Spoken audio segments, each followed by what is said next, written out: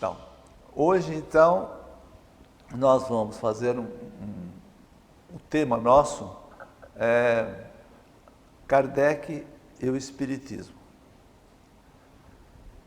Antes disso, acho muito interessante e muito didático que a gente faça uma pequena sinopsezinha, em rápidas pinceladas, das 4 religiões, os vícios das 4 religiões que nós examinamos ao longo desse curso aqui. Sobre o judaísmo, os principais: o judaísmo, o islamismo, a Igreja Romana e o protestantismo. Relativamente ao judaísmo,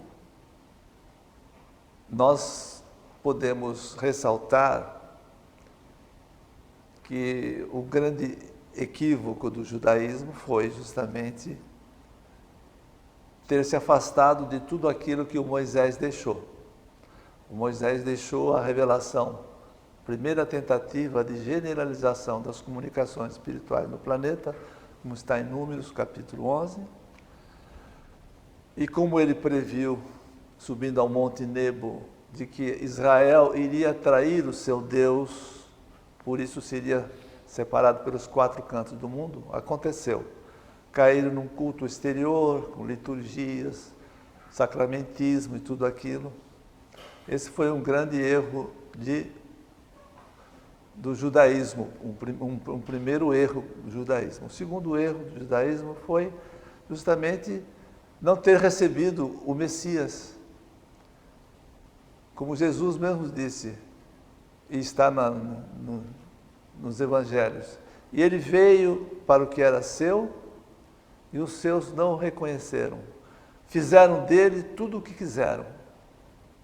Isto é, Jesus era o diretor planetário na época, veio à carne como Messias. Tentar restaurar aquilo que o Moisés deixou e que havia sido deturpado. Fizeram com Jesus tudo aquilo que fizeram. Todos nós conhecemos o suplício que Jesus teve, tudo aquilo. Então foi um erro grave do judaísmo. Infelizmente foi, em vez de ficarem com os essênios, o povo ficou com o sinédrio. Os essênios eram santos, o sinédrio não. O sinédrio, infelizmente, andou assassinando muitos profetas que antecederam Jesus. Por isso que Jesus foi claro perante o sinédrio: vós que matastes os profetas que me precederam, mais um matareis. Por todos esses crimes respondereis. Estão respondendo até hoje. Lamentavelmente até hoje. Não é?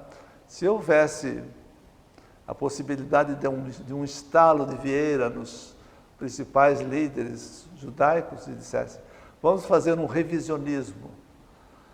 Vamos admitir que Jesus realmente tenha sido o Messias. As coisas mudariam tremendamente. Porque o grande problema da humanidade são justamente as religiões. Esta humanidade nunca deixou de ter guerras. Em todos os instantes desta humanidade sempre houve guerras. Guerras pequenas, localizadas, não declaradas, mas guerras. Exceção feita a Guerra dos 100 Anos entre a França e a Inglaterra. E as 2 grandes guerras, a Primeira e a Segunda Grande Guerra, e talvez uma ou outra guerra, foram de ordem política. O restante, as guerras foram de natureza nitidamente religiosa. Quanta gente foi assassinada, morreu, foi mutilada, quantos sofrimentos as guerras deixam, e são as religiões. A história registra tudo isso. Guerras religiosas. Agora mesmo o planeta está vivendo o quê? No Oriente Médio. Todo o problema é religioso entre o judaísmo, o islamismo e o planeta ficando perplexo de tantas mortes, com o Estado Islâmico, como está lá. Então, o judaísmo realmente teve esses 2 pecados, né? e que dificilmente eles irão fazer um revisionismo. É sempre muito importante fazer uma autocrítica, uma revisão. Passados mais de 2000 anos, onde está o Messias? Até quando vão ficar esperando o Messias? Já era tempo de descobrirem que o Messias já veio. Se já veio, vamos modificar as coisas. Muita coisa mudaria lá no Oriente Médio. As coisas seriam outras. O islamismo também, que nós examinamos aqui, também teve erros gravíssimos, tem erros graves. Achar que o Maomé é um profeta superior a Jesus é um equívoco muito grande.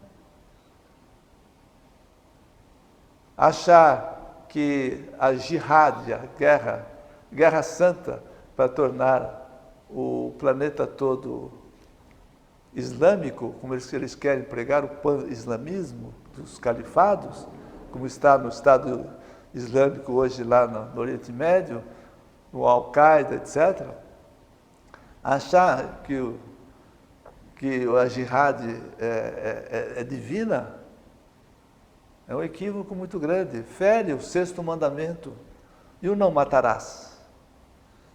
Quantos jovenzinhos estão sendo sacrificados, desde pequenos, estão sendo educados para se tornarem homens bombas. Eles se suicidam e quanta gente em volta deles, por causa do suicídio deles, desencarna, fica mutilado, fica sem perna, sem braço, quanta tristeza. E eles estão sendo educados desde pequenos para achar que, suicidando-se em nome de Alá, do Corão, do islamismo, eles vão para o paraíso e vão encontrar muitas virgens e coisas, uns absurdos assim.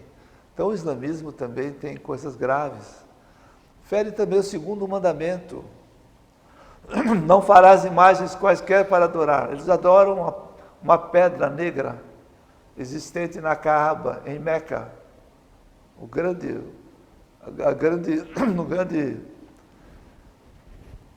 objetivo de todos eles é, pelo menos uma vez na vida, ir até Meca, dar a volta em torno da Kaaba, onde está lá uma pedra negra. Dar 7 voltas em volta daquilo. O que é uma pedra negra? Não tem cérebro, não tem nada, não tem espírito. É materialismo puro isso. Esse é um dos erros gravíssimos do islamismo. E dizer que todas as religiões são boas. Outra religião que nós examinamos aqui foi a Igreja Romana. A Igreja Romana também, infelizmente, não é capaz de fazer uma revisão. Por quê? Porque achar que Pedro foi o primeiro Papa está muito difícil. É só comparar a vida de Pedro, que era um grande vidente, que vivia em sandálias, que vivia pobremente como viveu com Jesus o tempo todo, e ver toda a suntuosidade dos papas ao longo da história. Os papas têm vidas terríveis. Poucos são os papas que se salvam. Dizer que esses papas são infalíveis em questões de dogmas, isso tudo é um absurdo. Fora isso, também truncaram a revelação, jogaram trevas na humanidade e estão no Apocalipse, lamentavelmente, como uma besta do Apocalipse. Não é por acaso. Por que eles não estudam bem o Apocalipse? Por que eles acham que o Apocalipse é o livro mais misterioso da vida, da Bíblia? Por quê? Porque verificam que estão lá. Se estão lá, mudem. Antes tarde que nunca. Todas essas religiões deveriam fazer uma autocrítica. Mudem. Dá para perceber claramente que estão lá. A Igreja Romana então, tem tudo isso. E truncando a revelação, colocou no lugar uma encenação. liturgias, etc., como o judaísmo fez. Como o próprio islamismo também tem toda a sua liturgia, aqueles cânticos, aqueles movimentos todos, infantilizando a humanidade. Isso é uma infantilização espiritual. Também, então, no caso, a Igreja Romana tem esses pecados todos. O protestantismo, que nós analisamos o mês passado, também, o protestantismo que veio para reformar a Igreja. Até aí, tudo bem. Mas depois chama a revelação, que é uma lei divina, de coisas do demônio. Fica interpretando a Bíblia gramaticalmente, quando sabes que a Bíblia, infelizmente, tem muitas falhas, muitas manipulações humanas. Então, essas religiões todas, nós estamos dizendo, é uma pena que os seus líderes não façam uma autocrítica, uma revisão. O mundo poderia ser outro, aceitando a revelação que eles combatem tanto. Se a Bíblia é um tratado mediúnico, um tratado revelacionista, do Gênesis ao Apocalipse, são só comunicações espirituais, de Bíblia na mão eles negam a revelação. Não tem lugar nenhum escrito na Bíblia que a partir de agora não vai haver mais revelação. Se tirar a revelação da Bíblia, é um tratado histórico, sociológico, filosófico. Então, essas são algumas observações que nós estamos tentando levantar como sinopses de tudo aquilo que foi falado aqui, porque cada uma delas foi examinada aqui exaustivamente durante mais de 1h e tanto. Foram bem analisadas todas essas 4. Deixamos de analisar as demais religiões que tem, principalmente as orientais, os hinduísmos, os shintoísmos, os lamaísmos, etc., que esse mestre chama de bastardosismos, porque também não vale a pena. São da mesma maneira, tem lá suas falhas terríveis. Enquanto não admitirem Jesus como o modelo e conhecerem bem Jesus, não admitirem que Jesus veio viver a lei, o decálogo mosaico, essas duas testemunhas, Jesus e a lei, essas religiões todas estão totalmente equivocadas e fizeram com que a humanidade esteja passando por esse cálice, tendo que tomar esse cálice amargo que agora estamos no começo, que é o Apocalipse. Não há condição nenhuma mais de continuar do jeito que está. A humanidade está totalmente desvirtuada, a humanidade se tornou violenta, se tornou grande parte corrupta, muita gente na base de pedofilias, quanta coisa tem, máfias de todo tipo. Então, a humanidade doente. E essas hecatombes que estão acontecendo, provavelmente são os avisos, porque não há apóstolos na humanidade para avisar. A humanidade está carente de apóstolos. Como é que Deus vai avisar a todos os seus servos, a todos os seus filhos da humanidade, se não tem apóstolos da verdade? As religiões tomam conta de tudo e o resto virou materialista, cético, niilista e assim por diante, com Big Bangs e tanta coisa. Então, lamentavelmente, esse cálice amargo nós estamos já tragando, já estamos no começo, e vamos ter que ter a paciência de ir tragando aos pouquinhos e enfrentar tudo que vem vindo por aí. Uma limpeza, uma faxina, para ficar no planeta o quê? Somente aqueles que merecerem herdar a terra dos futuros ciclos.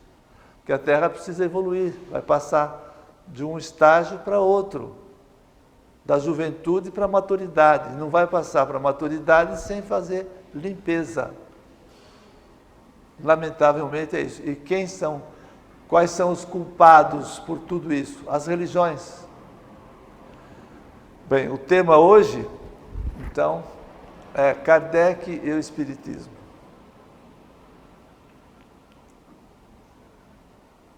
Os espíritas, de uma maneira geral, quando se pergunta a eles quais foram as encarnações pretéritas de Kardec, ninguém chega ao nível espiritual de Kardec, um espírito maravilhoso, sem ter tido muitas encarnações. A evolução é lenta, paulatina, demanda muitas encarnações. Quais são elas? Lamentavelmente, os espíritas não têm condições. Apenas eles têm condições de responder o seguinte, como tem feito. O que nós conhecemos é que ele teve uma vida no passado entre os druidas, nas Galhas, nas antigas Galhas, que é a França hoje. E lá ele teve o nome de Allan Kardec. E outras vidas. João Hus. Nós achamos que ele também foi João Hus. E quais outras vidas? Ignoram. E por que ignoram? Porque estão fazendo um espiritismo do século XIX.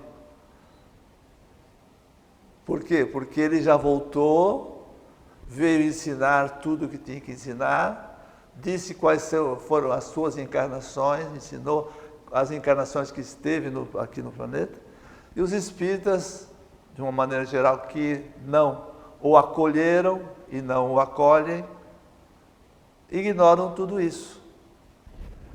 Então cabe a nós tentar mostrar, assim, num voo de pássaro, rapidamente, fazer uma sinopsezinha das várias encarnações dele, para mostrar historicamente de onde ele veio e qual é a última encarnação dele, que foi aqui no Brasil.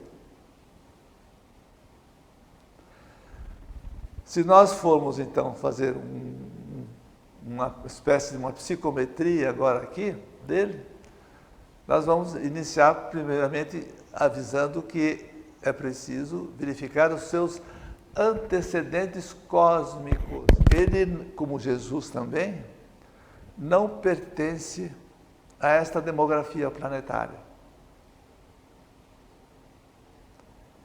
Ele, Jesus, se fizeram em longínquas galáxias. Por isso que Jesus disse aquela frase iniciática que está nos evangelhos. Antes que este mundo fosse o nosso planetinha, eu já era. Eles se cristificaram, ambos se cristificaram em longínquas galáxias. Foram eles os encarregados por Deus, pelo princípio único, para realizarem a condensação das energias, comandando as legiões que vieram realizar a condensação das energias para que mais uma casa cósmica viesse a existir. Portanto, se nós quisermos fazer uma psicometria dele, tem que começar daí, primeira coisa.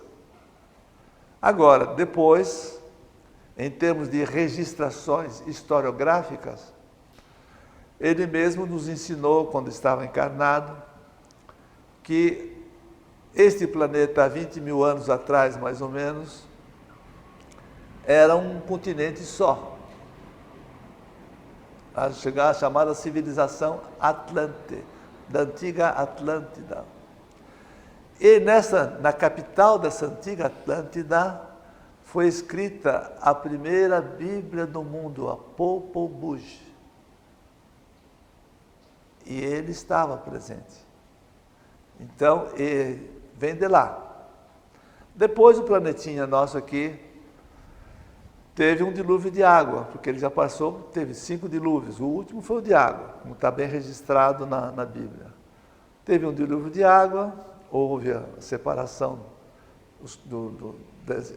desse continente e deu o mapa mundi que aí está.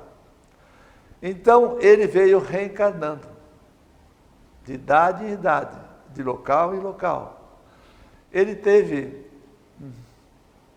pelo que ele sempre ensinou, 37 encarnações no planeta. Nós vamos tentar mostrar algumas encarnações que têm registração histórica, porque tem encarnações que ele veio e não tem nada na história registrada, como esta encarnação. Esta encarnação última dele, provavelmente não vai ficar na história, porque ele passou, para o grande público pelo menos, totalmente ignorado. E ele deve ter tido outras encarnações assim. Então, na historiografia, nós vamos tentar mostrar assim, em voo bem rápido, as principais encarnações dele. Sabe-se que ele foi Manu, existe até aquele famoso código de Manu no Oriente, etc.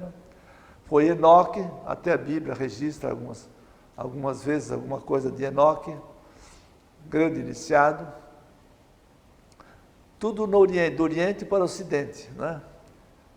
Na Índia ele foi o Rama, justamente extraído, a vida de Rama é extraído daquela epopeia hindu Ramayana, né?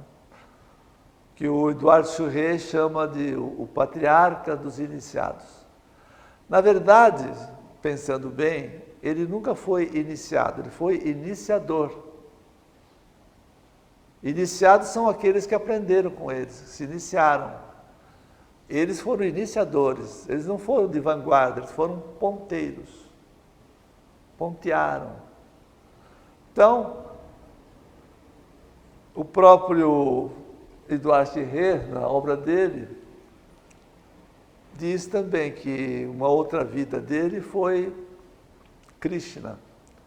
Krishna, aquele um espírito maravilhoso, né, que deixou o sublime cântico da imortalidade, o Bhagavad Gita, né, teve uma vida maravilhosa na Índia, em que ele deixou diálogos com Arjuna, ensinando a Arjuna, seu discípulo, toda a doutrina do caminho da verdade, não é? Que era ensinada secretamente e ele ensinou publicamente. Pelo fato de ter ensinado publicamente, todas as vezes que ele fez isso, sempre foi combatido por religiosismos da época e desencarnou, várias vezes desencarnou de uma maneira violenta. Como Krishna, ele desencarnou flechado, amarrado numa árvore. Krishna, que é uma vida espetacular dele. Depois ele foi Zoroastro, na antiga Pérsia, que hoje é o Irã. Deixou o Zen de Avesta, uma das Bíblias da humanidade. Esteve na China, como Lao Tse, que deixou o Tao Te Ching. Na Grécia, tem 3 personagens importantíssimos na Grécia. Primeiro ele foi o Aor, vamos dizer assim, um grande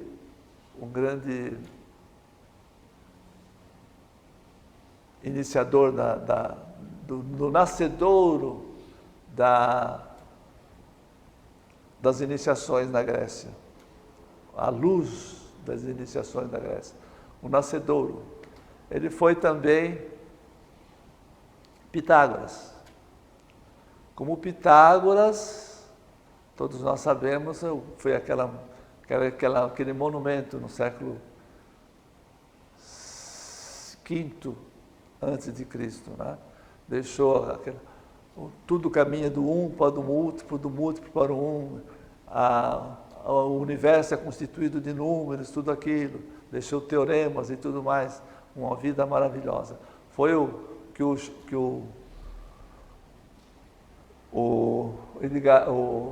Churré chama de o zênite, né? O zênite, o máximo de luz na Grécia. Depois, a fase crepuscular da Grécia foi com Platão. Platão foi realmente uma vida dele também, que escreveu, deixou 36 diálogos de Platão e tudo mais. Vidas maravilhosas. Outra vida dele, já no Egito, foi Hermes Trismegisto. Hermes quer dizer Cristo, Né? Lá ele deixou o livro dos mortos, tudo aquilo. Moisés, né? No Egito ele deixou Moisés. Moisés era um mestiço, de judeu com egípcio. O pai era judeu e a mãe, a Termutes, era uma princesa egípcia, então ele era um mestiço. E Moisés é aquele espírito maravilhoso, espetacular. Né? Era um médium incandescente que teve uma tríplice função lá, né? No Egito, que foi libertar o povo hebreu, que era escravo, e trazer o povo hebreu pelo deserto até a Palestina. No caminho, receberam o decálogo nas furnas do Sinai, os 10 mandamentos, cinzelados em 2 pedras, em 2 tábuas de pedra, né? E também abrir os templos iniciáticos do Egito, realizando a primeira tentativa de generalização das comunicações espirituais. Essa tríplice função de Moisés maravilhosa. Depois, como o povo hebreu traiu seu Deus, como ele previu quando subiu no Monte Nebo, ele veio com Elias tentar restaurar, 3 séculos depois. O Moisés viveu 13 séculos antes de Jesus. O Elias, 10 séculos. O Elias foi um espírito maravilhoso também. Realizou trabalhos espetaculares. Tem aquela passagem com a Jezebel no Monte Carmelo, tudo aquilo. Todo mundo conhece, né? A vida de Elias. Depois de Elias, ele foi Ezequiel. Ezequiel, na própria Palestina, ele participou, inclusive, do cativeiro da Babilônia, junto com o Daniel, que é uma vida do João Evangelista. E o Ezequiel teve aquelas visões, inclusive, apocalípticas, maravilhosas. Ezequiel, que deixou, inclusive, o princípio da responsabilidade espiritual individual. Todos nós somos individualmente responsáveis perante a justiça divina. Ninguém vai responsabilizar por terceiros e nem será responsabilizado por terceiros. E foi quem deixou? Foi Ezequiel, no capítulo 18 do livro de Ezequiel. Depois de Ezequiel, ele veio como precursor. Não é? Depois daquelas profecias de Isaías e de Malaquias, ele veio ser o precursor do Messias. Elias teria que voltar de novo em um novo corpo e ser aquele que iria apresentar Jesus à Palestina. Precisava Jesus ser apresentado. Ele reencarna lá,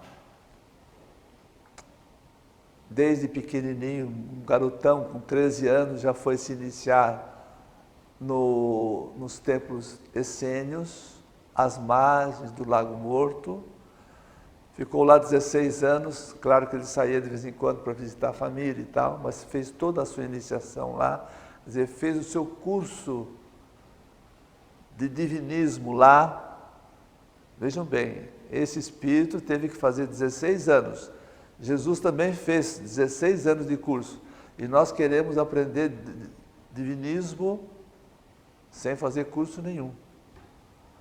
O autodidatismo é muito perigoso. E eles não foram autodidatas. Eles foram realmente, humildemente, aprender com os mestres de lá. E de lá saíram como mestres. Então, ele sai como grande mestre, com aquele cajado de 7 nós, aquele manto, tudo, de mestre, e foi apresentar Jesus. E foi um espírito maravilhoso, porque quando ele estava falando, aquele povo tudo atrás, ele notou que se ele não se diminuísse, Jesus não apareceria. Então ele disse, agora é necessário que eu me diminua para que ele cresça. E ele falou aquela frase conhecida que está na Bíblia, eu não sirvo sequer para mexer nas sandálias de Jesus. Não é? Então ele faz a apresentação de Jesus. Como ele era muito rigoroso, ele acabou sendo preso, a mando de Herodes Antipas, a pedido de Herodíades, na fortaleza de Maqueronte, na Pérea, e lá ele foi decapitado. Uma outra vida dele que ele morre desse jeito. violentamente. A cabeça dele foi entregue colocada numa bandeja e levado para o Herodes para confirmar, ele realmente foi assassinado. Ele foi silenciado. João Batista. Depois deles, a doutrina do caminho do Senhor estava no mundo. Aí foi fundada a Igreja Romana, no século IV. Fundada a Igreja Romana, ele teve que voltar novamente 3 vezes dentro da igreja, que não tem registração histórica. Ele é quem comentava conosco e nos dizia: eu tive que reencarnar 3 vezes dentro da igreja para tentar mudar a igreja, não é?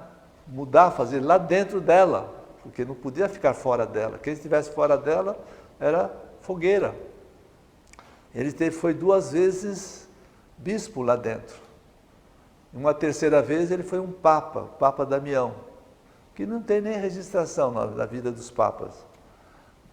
E ele foi sacrificado, foi descoberto, foi sacrificado. Como o Papa Damião, ele disse que foi retalhado e várias partes do seu corpo foram colocadas nos postes de Roma, tá, para dizer, olha, não se envolvam, não se metam com a igreja. Até um Papa, olha o que acontece com ele. Por isso que ela é a besta do Apocalipse. Muita gente se assusta. Se for ver a história, vê que essa história foi a grande terrorista do mundo ocidental, foi a Igreja Romana. Não é por acaso que ela é chamada besta do Apocalipse. E está bem dito lá, não somos nós, apenas estamos reproduzindo o que está na Bíblia. Não é uma invenção nossa. Lá está muito claro. Então, ele teve essas 3 vidas lá dentro. Depois ele veio, nessa chamada geografia sagrada, né? Ele veio para a Itália, reencarnou no século XII na Itália, se chamou Francesco Bernardone. Ficou conhecido como Francisco de Assis, porque ele reencarnou na cidade de Assis, naquela região da Umbria, na Itália. Lá ele foi um jovem intrépido também, muito esportista e tudo, mas depois ele teve umas visões e ouviu muitas coisas nos seus ouvidos do mundo espiritual, que ele teria que se recolher e levar uma vida mais austera. Ele se recolhe, renuncia a uma herança, porque o pai dele era muito rico, renunciou e foi ser uma pessoa bem humilde, bem pobre, e levou uma vida muito simples. Muita gente fala em pobreza franciscana hoje. Realmente se tornou uma pessoa pobre, porque ele abandonou toda a fortuna que ele podia herdar do seu pai e tudo mais. Levou uma vida maravilhosa como Francisco de Assis, Francesco Bernardone. Depois, outra vida dele foi como João Hus, na antiga Boêmia. Depois virou Tchecoslováquia e hoje é a República Tcheca. Lá ele foi um personagem maravilhoso, né? Ele foi reitor da Universidade de Praga, teve como discípulo dele o Jerônimo de Praga, foi um discípulo grande. O Jerônimo foi estudar na Inglaterra, em Oxford, e lá ele conheceu John Wycliffe. John Wycliffe é um daqueles grandes iluminados, né, que reencarnado na Inglaterra, fez inclusive a tradução do Novo Testamento para o inglês. E também escreveu um livro, Eclésia, contra os demandos da igreja, e queria que todos os bens da igreja voltassem para os seus legítimos proprietários, porque a igreja tomou conta. O Sacro Império Romano era a igreja, sagrado. As terras ficavam para a igreja, queimava as pessoas e pegava as propriedades. E ele escapou, esse John Wycliffe escapou da Inquisição, e a Inquisição posteriormente pegou os ossos dele, exumou os ossos e queimou os ossos, e as cinzas foi jogada num rio lá perto. E o Jerônimo de Praga teve iniciação com John Wycliffe e trouxe os ensinamentos. E o João Hus tomou ciência de tudo aquilo, também era um homem maravilhoso, a vida dele. Escreveu também uma obra chamada De Ecclesia. E por que ele escreveu essa obra? Era herética, ele foi chamado pelo Concílio de Constança, né, para que ele se retratasse, não se retratou, acabou sendo condenado à fogueira, à morte, mais uma vida dele de morte violenta, como João Hus, queimado, olhando para o imperador que havia dado o salvo-conduto e não manteve o salvo-conduto, Sigismundo, que mais tarde veio ser o João XXIII, o Papa João XXIII. Esse imperador Sigismundo, ele olhando fixamente para os olhos dele, disse: vocês estão com a força, nós estamos com a verdade, nós venceremos. Essa é uma vida maravilhosa dele. Depois, já no século XVI, ele veio a ser o Anchieta. Como Anchieta, ele nasceu nas Canárias. Das Canárias ele veio, uma das ilhas, veio para Coimbra, com 15 anos mais ou menos, fez a Universidade de Coimbra, estudou Tupi e tudo mais, pensando em vir para o Brasil. Entrou no colégio dos jesuítas, etc., virou jesuíta, veio para cá naqueles barcos, daquelas caravelas que vinham para cá, Dom Duarte da Costa, né, segunda expedição. Veio para cá em 1553, esteve aqui no São Vicente, etc. Subiu para o Planalto de Piratininga, e ele mesmo dizia, nesta encarnação: ajudei a fundar São Paulo, onde está o colégio, a parte do colégio hoje em São Paulo, ali foi a primeira casinha, etc., da fundação de São Paulo. Ele ajudou a fundar São Paulo, com Anchieta. E com Anchieta ele foi maravilhoso também, né? Ajudou muito os índios, foi o primeiro literato, porque ele escrevia também. Foi aquele que colaborou muito para a pacificação dos tamoios, tudo aquilo. Então fez um trabalho maravilhoso. Se como Francisco de Assis, ele desencarnou com 44 anos. João Hus desencarnou com 46. Como Anchieta, ele durou um pouco mais, ele desencarnou com 63 anos, como Anchieta. Os historiadores dizem que ele levitava, quando olhavam para Anchieta estava no ar, assim, levitando. Era um espírito, uma aura maravilhosa. Então, foi uma passagem linda dele aqui no Brasil. Depois de Anchieta, diz ele que ele teve algumas vidas na Europa. Uma delas ele diz que foi cigano, e com ele muitos espíritos maravilhosos, porque os ciganos não eram ciganos como o de agora, não. Eram ciganos que tinham dotado de faculdades maravilhosas e tal. E muitos desses ciganos que estiveram com ele nessa vida estão encarnados no Brasil agora, pelo que ele disse. Então, essa vida também foi uma vida maravilhosa. Depois dessas vidas todas, ele veio para a França. Aí ele veio a ser o François-Marie Arouet, que ficou conhecido como Voltaire. Voltaire é pseudônimo. Ele reencarna em Paris. A sua mãe desencarnou do parto. Ele já ficou órfão de mãe logo no nascimento. A parteira disse: esse garotinho é tão fraquinho que não vai durar um dia. Ele durou 83 anos, mas muito fraquinho. Ele cresce, um garoto intrépido, muito inteligente. Com 12 anos ele conversava sobre teologia com todos aqueles adultos da época e tal. Quando ele tinha uns 24 anos, mais ou menos, ele foi acusado por um nobre, as chamadas lettres de cachet, de que ele teria escrito alguma coisa que ofendeu o nobre. E ele foi condenado à Bastilha, ficou preso na Bastilha durante 11 meses. Lá ele escreveu uma tragédia para o teatro, Édipo. Essa tragédia foi muito editada lá, e ele ficou famoso.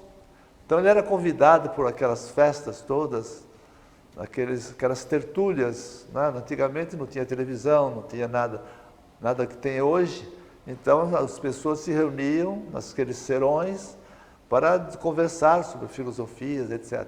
E ele era convidado e ele era uma pessoa alegre. Ele dizia, todo filósofo tem a obrigação de desfazer as suas rugas com risadas, né? Ele ria muito, era muito alegre e era uma inteligência fabulosa. Mas ele notava que a igreja estava na França, principalmente a igreja oprimia muito. Porque a igreja na França, nessa época, tinha passado por o cardeal Richelieu, do Luís XIII, o cardeal Mazarino, do Luís XIV, o Rei Sol e tal. Então a igreja tinha uma força tremenda e a Inquisição daquele jeito. E ele se torna maçom, mestre da maçonaria. A igreja nunca se deu bem com a maçonaria. E ele se liga também com os principais filósofos de lá, chamada Encyclopédie Française, a enciclopédia francesa, de Diderot, d'Alembert, Jean-Jacques Rousseau, o Barão de la Brède de Montesquieu, que escreveu L'Esprit de Loire. Ele foi um grande mestre desses filósofos.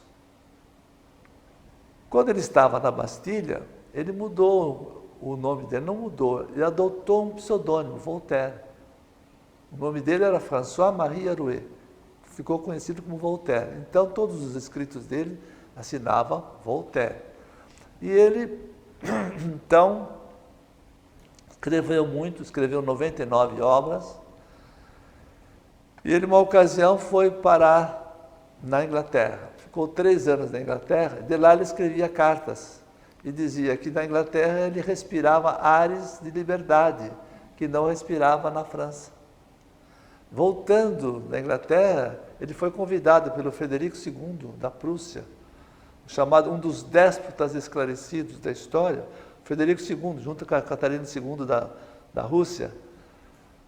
Ele ficou 3 anos lá como filósofo da corte e tal, né? Depois ele se afastou e ele disse, na Inglaterra eu respirei ares de liberdade, porque a Inglaterra, a igreja era anglicana, já não tinha inquisições nem nada. Na França tinha. Na Alemanha tinha, assim, a Alemanha do luteranismo e tal, também liberdade, etc. E na França não. Então ele começou a escrever panfletos. E terminava os panfletos dizendo assim, écraser l'infâme, quer dizer, esmagai a infame. Quem era? A igreja romana. Foi um grande inimigo da igreja. Escapou da Inquisição, porque ele dizia, os reis têm o cetro, eu tenho a pena. E ele espertamente ficou muito rico, porque vendia muitos livros dele e tudo. Ele construiu um castelo de Ferney, próximo ali da Suíça, na divisa da França com a Suíça. Porque se as coisas se complicassem, ele passava para a Suíça. E lá esse castelo de Ferney foi a meca da inteligência do mundo na época. Todo mundo ia para lá para encontrar o rei da inteligência, que era Voltaire. Então ficou famoso. Quando ele ficou mais velhinho, com seus 83 anos, ele falou, ele falou, morrer, mas hoje nós falamos desencarnar, né? Em Paris. Ele voltou para Paris, e ele estava já no finzinho da vida dele, e tem um historiador chamado Will Durant, que faz a biografia dele, que diz assim, que ele estava já no finalzinho da vida dele, e veio um padre visitá-lo, para dar, naturalmente, as bênçãos para ele, etc. E ele disse assim, padre, o senhor veio por ordem de quem? O padre disse, não, eu vim por ordem de Deus. E ele disse, suas credenciais. Não é? Então, ele, já até no finalzinho da vida dele, está quase desencarnando, ainda tinha esse lado quase que humorístico das coisas, né? Foi uma vida maravilhosa e ele preparou tudo, porque ele desencarna em 1778. A Revolução Francesa se deu em 1789, 11 anos depois. Ele preparou toda aquela liberté, égalité, fraternité, que são lemas maçônicos, ele que preparou a cabeça dos franceses para a Revolução. Só que ele não queria uma revolução sangrenta, como houve. Ele nunca pregou revolução sangrenta. Era a revolução das ideias. Mas aconteceu o que aconteceu. A tomada da Bastilha, todos nós sabemos, guilhotinas à vontade.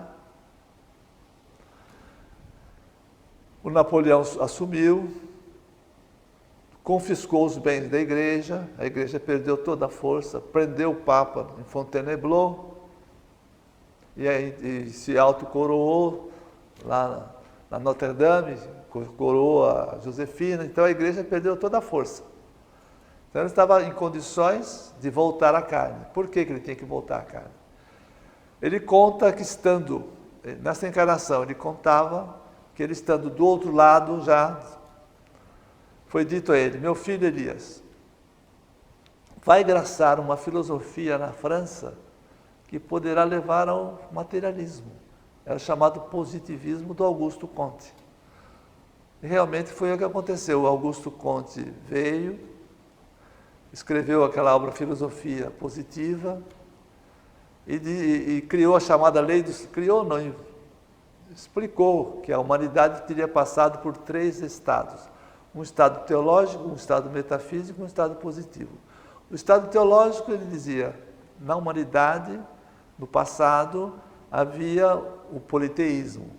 Depois mudou para o monoteísmo, com Moisés e tal. Agora nós estamos na fase metafísica. Meta quer dizer além do mundo físico. Os raciocínios abstratos. Os filósofos, enciclopedistas, raciocínios abstratos. Ele diz, agora não mais. Ele que era um engenheiro, formação da Escola Politécnica de Paris, ele diz, agora é a hora do cientificismo. Agora é a hora do estado positivo. Fenômenos só positivos, de observação e experimentação, que deu o cientificismo do século XIX na Europa, a época científica. Só fatos positivos. Então poderá graçar uma onda materialista na França. É bom que você volte à carne para conter tudo isso. Então, no mesmo ano que o Napoleão foi coroado, 1804, ele reencarna em Lyon. Ele reencarna em Lyon, filho de juristas, advogados, etc., mas ele não quis seguir a carreira jurídica. Ele foi parar em Yverdun, na Suíça, e foi ser discípulo de um pedagogo chamado Pestalozzi, que era uma sumidade na época. Ele ficou muito tempo lá, passou a dominar várias línguas, o alemão, o inglês, italiano, etc. Fazia traduções de essas línguas todas, veio com uma cultura excepcional. Quando ele tinha uns 27, 28 anos mais ou menos, ele veio para Paris. Em Paris, ele conheceu a sua futura esposa, Amélie Gabrielle Boudet, que era 8 anos mais velha que ele, 9 anos. 9 anos mais velha que ele. Tinha 37 anos, ele devia ter 28. Se casaram, a família dela era uma família abastada e tal. Ele andou se metendo em alguns negócios com parentes dela, perdeu muita coisa, mas depois ele recuperou, porque ele começou a escrever livros, etc. Então foi muito conhecido, né? Passou a pertencer à Academia de Ciências de Paris. Como Voltaire, ele participou da Academia de Literatos de Paris, né? De letras. E como o Léon Hippolyte Denisard Rivail, que era o nome dele, ele passou a pertencer à Academia de Ciências, porque ele era positivista. Ele se tornou um positivista por ciência, mexia com matemática, com física, com química, escrevia sobre tudo isso, escrevia até sobre astronomia, era uma potência, tanto quanto Voltaire, uma inteligência absoluta. O nome dele era esse. Mas como ele começou a escrever muito E ele começou também a frequentar alguns locais que se faziam comunicações espirituais. Ele andou frequentando alguns locais e ele se interessou por aqueles assuntos, chamadas mesas falantes, mesas girantes. Ele dizia, como é? As mesas não têm cérebro. Alguma coisa está vendo. Então ele começou a se interessar por esses fenômenos espirituais, tipologia, fosforescências, telecinese, essas coisas. Fenômenos positivos. O positivismo era isso.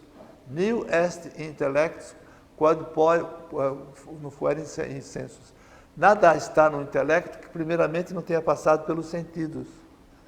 Então, ele se interessou, que ele era positivista, maçom, e aí ele chegou uma hora e ele disse, bem, mas eu tenho muitos afazeres, eu não posso mais me dedicar muito a isso. Mas vieram colegas dele da Academia de Ciências, trouxeram para ele 50 cadernos, dizendo, olha aqui, são 50 cadernos de 50, tem todas as comunicações espirituais de 1.100 grupos de médiuns aqui. A única pessoa em condições de organizar, de codificar tudo isso, é você. Ele então assumiu aquela função. Ele morava na Rua dos Mártires, ali perto de Montmartre, que hoje não tem mais nada lá, lamentavelmente. Começou a se organizar, se isolou, começou a organizar e isso em 1854, ele tinha 50 anos. Reencarnou em 1804, em 1854 tinha 50 anos. 3 anos depois saiu o livro dos Espíritos. Esse livro dos Espíritos, ele deu o livro dos Espíritos para não confundir com o livro dos mortos dos egípcios. Um livro maravilhoso, né? Espetacular. E aí começou a receber aquelas comunicações espirituais e ele vê outros livros, o Pentateuco, chamado Pentateuco Kardecista e tal. E ele então mudou o nome dele para Allan Kardec, por causa daquela comunicação que ele havia recebido de um espírito, que ele teria sido, conjuntamente com ele, entre os druidas da antiga Gália, um espírito muito evoluído e que teria tido o nome de Allan Kardec. Então ele adotou o pseudônimo de Allan Kardec. Talvez, provavelmente, para não confundir, porque ele começou a ser acusado, que vendia muito livro, começou a ser acusado de que ele estava se enriquecendo.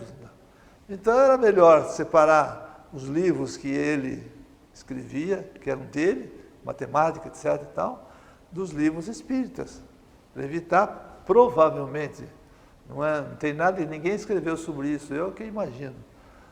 E então teve o pseudônimo de Allan Kardec. Aí veio o livro dos médiuns, etc., o céu e o inferno e tudo mais. Então ele fez esse trabalho de codificação maravilhoso. E ele, quando foi em 1804, tinha 57 anos mais ou menos, foi em 1861, ele tinha um livreiro lá de Barcelona, e que solicitou, mande livros para cá para eu vender aqui em Barcelona. Ele mandou 300 livros dele para esse livreiro. O bispo de Barcelona confiscou, queimou em praça pública, na esplanada de Barcelona, esses 300 livros. E lavrou um auto, chamado Auto de Fé de Barcelona, ficou famoso. O Auto de Fé de Barcelona. 300 livros queimados, porque a igreja queimava pessoas e ideias. Os livros, o Voltaire dizia, os livros comandarão o mundo. E as ideias são perigosas. Então a igreja queimava também. A igreja tinha um índice, Librorum Inquisitiones, índice dos livros da Inquisição. Aquele que caísse no índice, automaticamente ele era queimado. O Kardec ficou muito bravo com aquilo e ele recebeu comunicações espirituais. Não se preocupe, não se preocupe. Deixe, porque com esse fato vai aflorar mais a ideia do espiritismo lá na Espanha e tal. Nesta encarnação ele dizia, se quiseres fazer prevalecer uma ideia, combata.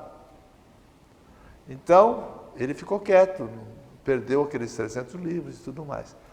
E quando ele tinha 65 anos, pouco antes, foi dito a ele: você está com aneurisma, uma das veias do coração. Isso vai romper, você vai desencarnar, vai ficar um pouco de tempo neste lado aqui, e depois você vai voltar num novo corpo, em outras condições, para terminar o teu trabalho tão somente iniciado aqui na França. Ele desencarna com 65 anos, ficou um tempo do outro lado. Enquanto ele estava do outro lado, a Amélie, a mulher dele, a Amélie Gabrielle Boudet, e mais alguns, Gabriel Delane, Camille Flammarion, etc., alguns discípulos dele, acharam uns achados, uns escritos dele, e escreveram a chamada Obras Póstumas dele. Nessas obras póstumas, que foram escritas depois dele ter desencarnado, está dito lá, ele dizia lá, essa comunicação que eu recebi, ele dizia, eu presinto que, pelos meus cálculos, eu devo ficar um pouco de tempo do outro lado, depois eu deverei vir para uma outra encarnação, terminar o trabalho que eu somente iniciei aqui, não terminei, a restauração de tudo. Então, diz ele, eu deverei voltar no final deste século, que era o XIX, ou no começo do século seguinte, que é o século XX. E realmente foi o que aconteceu. E ele recebeu também uma ordem, para quando viesse para o Brasil, que era a pátria de um coração, né? Você regimente a turma servidora, que trabalhou com ele na França, parta para a terra do Cruzeiro do Sul, que é aqui, Brasil, e lá, em outro corpo, em outras condições, você vai terminar a obra tão somente iniciada na França. Então, na França, foi o início de uma restauração de tudo. E ele precisava terminar essa obra. Realmente, toda vez que vem um vulto desse na carne, vem precursores. Então veio o João Evangelista como o Barão do Rio Branco, que tornou o Brasil diplomaticamente com uma forma de um coração. Veio o apóstolo Lucas como aquele médico maravilhoso, Bezerra de Menezes Cavalcante, médico formado no Rio de Janeiro. Ele era cearense, formado no Rio de Janeiro, e que ficou conhecido como o Kardec brasileiro, que foi um trabalho maravilhoso no Rio de Janeiro, preparando o caminho para ele. Em 1910, de acordo com as obras póstumas, reencarnam no Brasil 2 espíritos. Francisco Cândido Xavier, que é uma reencarnação do Dante Alighieri e do Danton da Revolução Francesa. E ele reencarna logo a seguir. Em junho, o Chico Xavier, acho que foi em abril, quase juntos. O Chico Xavier, pelo que ele dizia, veio para ser o escudo dele. E ser muito atraído do Chico Xavier pelas religiões e tudo mais. E o Chico Xavier escreveu 400 obras maravilhosas, psicografadas, tem várias línguas, e é responsável praticamente, ele com Zíbia Gasparetti e outros médiuns aí, pelos 30 milhões de leitores de obras espíritas no Brasil. E realmente o Chico Xavier fez um trabalho maravilhoso. E ele, enquanto esteve na carne, então, ele era muito simples. Os pais dele moravam na Zona Leste, vieram da Itália, os Polidoros, vieram da Itália, foram para a Zona Leste, e a Zona Leste não é o que é hoje, não. A Zona Leste eram descampados, eram fazendas, eram sítios. Não era o que é hoje, nessa época, começo do século. E o pai dele era dono de uma olaria lá, fazia tijolos, telhas para vender para São Paulo, essa coisa toda. O pai dele acabou perdendo tudo e ele teve dificuldades, porque ele precisava se formar em alguma coisa. A ideia dele era se formar em Direito, porque era a única faculdade que existia na época, era a Faculdade de Direito. A Universidade de São Paulo é de 1934, não existia ainda. E os cursos jurídicos no Brasil, em 1857. Então, ele podia se formar em direito, mas ele dizia, não para eu ser advogado, mas para eu ter uma base para eu fazer o meu trabalho. Acontece que o pai dele, tendo perdido tudo, a mãe ficou só, tinha uma loja de armarinhos no Brás, etc. Ele foi fazer o serviço militar aqui em Quitaúna, ficou lá um tempo e tal. E depois ele veio trabalhar na chamada Metalúrgica Paulista, para poder sobreviver e tal. Mas o chefe da Metalúrgica Paulista gostava muito dele, porque ele via a mão das pessoas, ele ajudava muito, ele curava muito as pessoas, porque ele conhecia muito a ervanaria. Então, deu folga para ele. E ele pôde, então, fazer o trabalho dele, escrever todos esses 116 livros que ele escreveu, muitas monografias e tudo, sempre muito humilde, muito pobre. E a Federação Espírita do Estado de São Paulo, que ele ajudou a fundar, porque ele tinha 15 anos, quando tinha 15 anos, ele disse que recebeu um aviso que ele seria preparado, as faculdades dele seriam preparadas para ele ter uma ligação direta com o princípio. Enquanto os demais médiuns recebem de espíritos mensageiros, ele não, recebia diretamente do princípio. Todo Cristo, não é um filtro de Deus, direto. Aquilo que Moisés falou lá atrás, ou o que foi falado a Moisés lá atrás. A você, Moisés, eu falo face a face, porque você é um Cristo. Com os outros meus filhos, eu falo através de outros filhos. Só que então, os Cristos falam diretamente com Deus, recebem as comunicações diretas. E ele então foi preparado para isso. Com 17 anos, ele escreveu o primeiro livro dele, que fizestes do batismo do Espírito Santo. Depois nunca mais parou de escrever. Então ele teve o apoio de um núcleo muito bom de grandes espíritas da época. Herculano Pires, Hernani Guimarães Andrade, vários, Coronel Armon, ele falava muito sobre eles, nos falava muito sobre essa pessoal. Só que esse pessoal, que pertenceu ao antigo Sinédrio e tal, chegou um instante que não entendeu muito, porque queriam ficar só com Kardec. Kardec, ele falou, não dá, eu não vim, eu vim consertar. O Kardec não entrou no livro dos Atos, nas Epístolas, no Apocalipse, e eu vim completar o trabalho, eu vim completar aquele trabalho. Então, eles, mesmo através da Federação Espírita do Estado de São Paulo, que ele ajudou a fundar, eles editaram muitos livros dele. E ele, então, teve essa ajuda desse pessoal. Mas chegou uma hora que eles falaram, você é um escritor condoreiro. Todo mundo sabe que o condor é aquela ave que passa pelos Andes, né? Uma ave gigantesca e voa muito alto, lugar muito, e atravessa os Andes de lado a lado, todo ano e tal. Você é um escritor condoreiro, como quem diz. Nós não alcançamos você, né?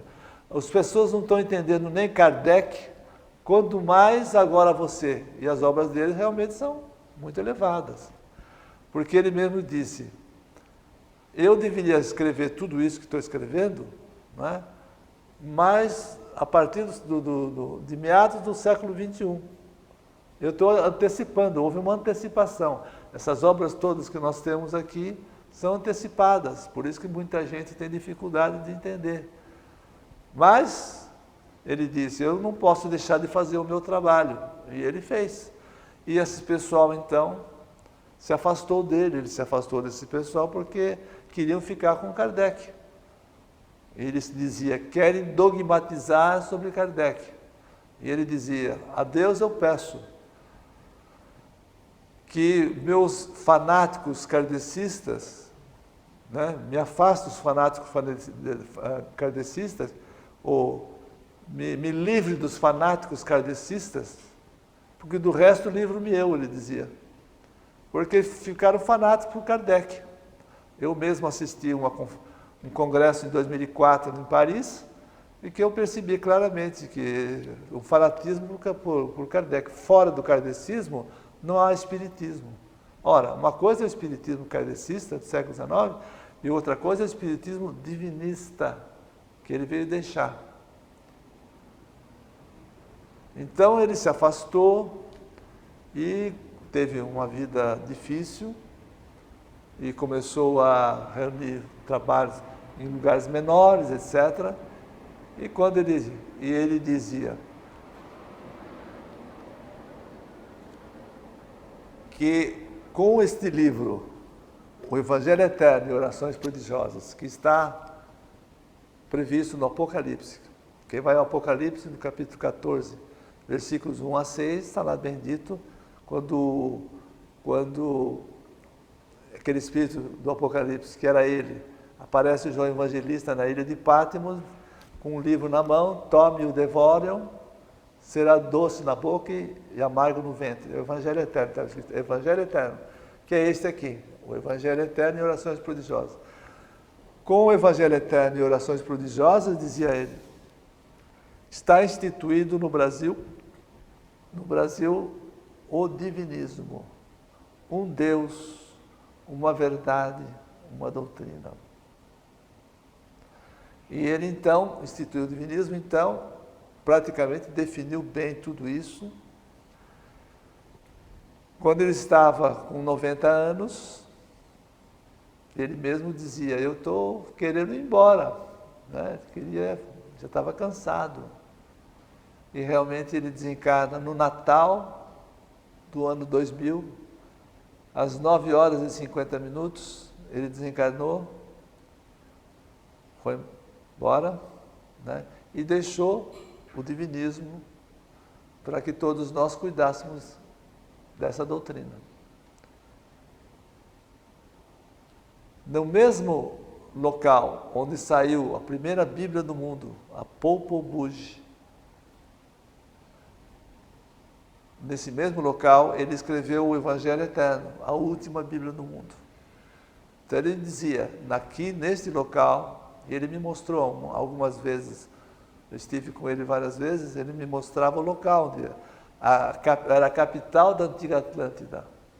Aqui onde foi escrita a primeira Bíblia do mundo, a Bíblia Atlântica, há mais de 20 mil anos atrás, foi escrita a última Bíblia do mundo. Eu recebi ordem para sair daqui, o Evangelho Eterno e Orações Prodigiosas.